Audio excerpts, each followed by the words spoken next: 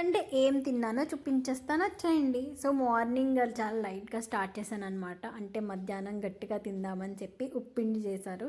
ఉప్పిండి and దాంతో coriander tomato chutney నా favourite chutney. మా తాతయ్య మాగాయ ఆవకాయ ఇలా తినేవారనమాట ఉప్పిండితో.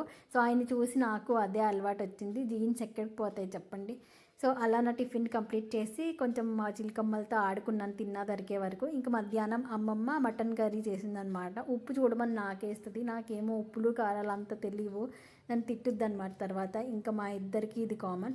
అండ్ మా అత్త ఏమో చేపల కర్రీ ఇచ్చింది. సో కొంచెం ఆ కర్రీ ఈ కర్రీ వేసుకుని మొత్తం లాగించేసాను. అండ్ నాకు మూలుగు కూడా వచ్చిందనమాట. అంత కష్టపడకుండానే ఈజీగా వచ్చింది.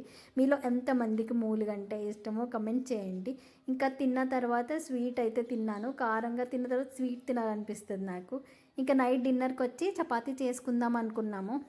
బట్ మా డాడీ సడన్గా నాకు పులావ్ తినాలనిపిస్తుంది, పులావ్ తెస్తానన్నారు. తెస్తానంటే నేను ఎందుకు వద్దంటాను అని చెప్పి తెచ్చారనమాట. అండ్ ఆనియన్ పెట్టుకొని కొంచెం మటన్ కర్రీ వేసుకొని ఆ ఎగ్ అన్నీ కలిపి తింటే నోట్లో హెవెన్ అనమాట. టే బై బాయ్.